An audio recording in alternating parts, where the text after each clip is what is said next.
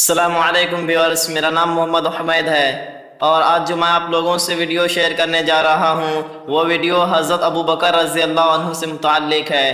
तो चलिए बगैर ताख़ीर किए हम अपना वीडियो स्टार्ट करते हैं।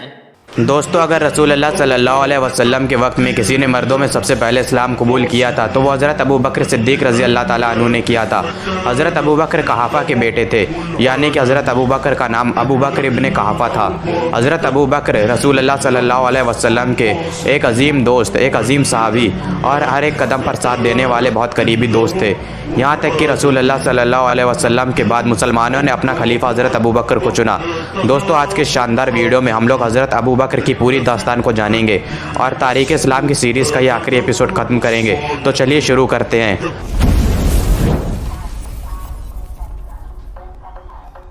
हज़रत अबू बकर की पैदाइश 573 ईस्वी में मक्का सऊदी अरेबिया में हुई थी। हज़रत अबू बकर का असली नाम अब्दुल्ला बिन कहाफ़ा था। हज़रत अबू बकर की बेटी हज़रत आयशा रज़ी अल्लाह ताला अन्हा का निकाह हमारे प्यारे नबी रसूलुल्लाह सल्लल्लाहु अलैहि वसल्लम के साथ हुआ था। यहाँ तक हज़रत अबू बकर उन चुनिंदा सहाबियों में से थे जिन्हें रसूलुल्लाह सल्लल्लाहु अलैहि वसल्लम ने दुनिया में ही जन्नत की बशारत दे दी थी। दोस्तों, हज़रत अबू बकर कोई बहुत अमीर सहाबी नहीं थे, लेकिन इसके बावजूद हज़रत अबू बकर ने हज़रत बिलाल को आज़ाद करवाया, अबू फ़की को ख़रीदा और आज़ाद कर दिया। 6 गुलाम हैं और कनीज़ें हैं जो रसूलुल्लाह सल्लल्लाहु अलैहि वसल्लम पर ईमान लाए और ये वो हैं जिन्हें हज़रत अबू बकर ने आज़ाद करवाया। और इसके बाद हज़रत अबू बकर के पास इतने दिनार नहीं बचे थे और जब हिजरत का वक्त आया तो जो भी दौलत थी वो हज़रत अबू बकर रसूलुल्लाह सल्लल्लाहु अलैहि वसल्लम के पास ले गए और घर में कुछ भी नहीं बचा।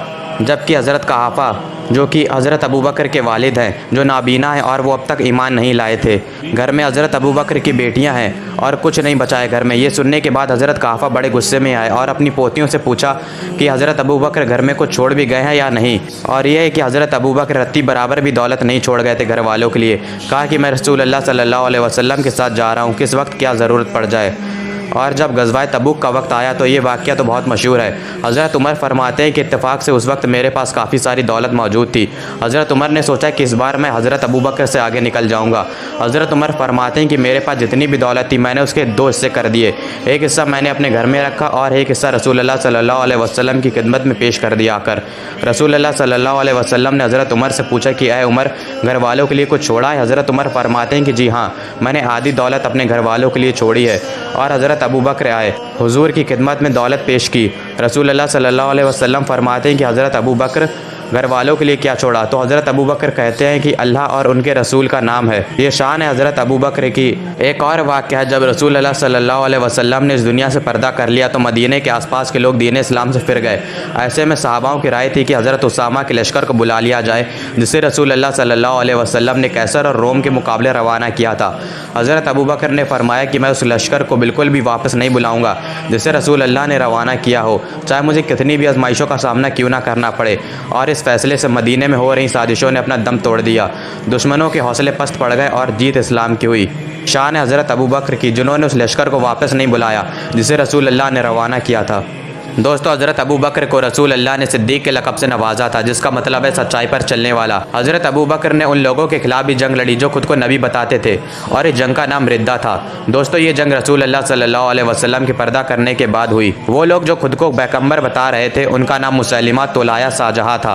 सबसे पहले हज़रत खालिद बिन वलीद को तुलाया से लड़ने के लिए भेजा गया, जिसमें हज़रत खालिद बिन वलीद ने तुलाया को शिकस्त दी, जो कि होना ही था क्योंकि कमान अल्लाह की तलवारों में से एक तलवार के हाथ में थी और इस जंग को बुज़ाका की जंग के नाम से जाना जाता है। इसी दौर में यमामा की जंग भी लड़ी गई। इस जंग में तकरीबन 700 से ज़्यादा हाफिज शहीद हुए। हज़रत अबू बकर ने हज़रत इक्रिमा और हज़रत शुरहबील को मुसैलिमा से लड़ने के लिए भेजा, लेकिन वो नाकामयाब हुए, जिसके बाद हज़रत खालिद बिन वलीद को भेजा गया और हज़रत खालिद बिन वलीद ने मुसैलिमा को सन 633 ईस्वी में शिकस्त दी। दोस्तों, हज़रत अबू बकर की खिलाफत का दौर सन 632 ईस्वी से लेकर सन 634 ईस्वी तक रहा, यानी कि 11 से 13 हिजरी तक। दोस्तों, यहाँ तक कि हज़रत अबू बकर ने ईमान लाने से पहले कभी भी बुतों को सजदा नहीं किया था और ना ही कभी शराब को हाथ लगाया था। जब ईमान लाने से पहले हज़रत अबू बकर उस अरब में इस तरह से रहते थे तो सोचिए ईमान लाने के बाद कैसे रहे होंगे। आप खुद ही अंदाज़ा लगा सकते हैं कि वो अरब जहाँ पर शराब पीना आम था, जहाँ पर बुतों को सजदा करना आम था, उस दौर में हज़रत अबू बकर ने यह काम करने से मना कर दिया। तो सोचें कि ईमान लाने के बाद हज़रत अबू बकर ने अपनी ज़िंदगी किस तरह से गुजारी होगी। तकरीबन 27 महीनों तक हज़रत अबू बकर ने खिलाफत की। हज़रत अबू बकर ने अपने दौरे खिलाफत में अरब में हो रही बगावतों को कुचल दिया और हज़रत खालिद बिन वलीद को मेसोपोटामिया भेजा, ससानी सल्तनत पर पर अपनी जीत हासिल करने के लिए और सीरिया भेजा बाज़िंतीन सल्तनत पर अपनी जीत हासिल करने के लिए, जिसके बाद ऐसी खिलाफत कायम हुई जो आज दुनिया की सबसे बड़ी सल्तनत में शुमार होती है, जिसे आप खिलाफत राशिदा के नाम से जानते हैं। उसके पहले खलीफा हज़रत अबू बकर रज़ी अल्लाह ताला अन्हु थे। हज़रत अबू बकर ने सन 634 ईस्वी को मदीने में इस दुनिया से अलविदा कह दिया और हज़रत अबू बकर की कब्र मुबारक मस्जिद नबवी में हमारे नबी के पास मौजूद है।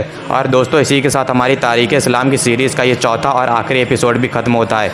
उम्मीद है मुझे कि ये आप लोगों को पसंद आया हो। उम्मीद करता हूं कि आप लोगों को वीडियो पसंद आए होंगे। अगर वीडियो पसंद आए तो वीडियो को लाइक, शेयर और चैनल को सब्सक्राइब कर दें ताकि ऐसे ही मज़ीद वीडियो आप तक पहुंचता रहे। वस्सलामु अलैकुम।